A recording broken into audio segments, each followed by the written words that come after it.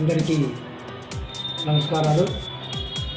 నంద్యాల పట్టణ ప్రజలకు మరియు మలయవాడి ప్రజలకు నూతన తెలుగు సంవత్సర ఉగాది శుభాకాంక్షలు.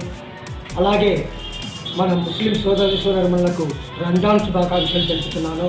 నంద్యాల పట్టణ ప్రజలందరూ ముస్లింలు హిందువులు బాయి అంటూ ఒకరికొకరు కలుసుకుంటూ ఇరువురు సామరస్యంగా పండుగలు చేసుకొని ఆహ్లాదకర వాతావరణాన్ని నంద్యాల పట్టణ ప్రజలకు అందించవలసిగా కోరుతున్నాను.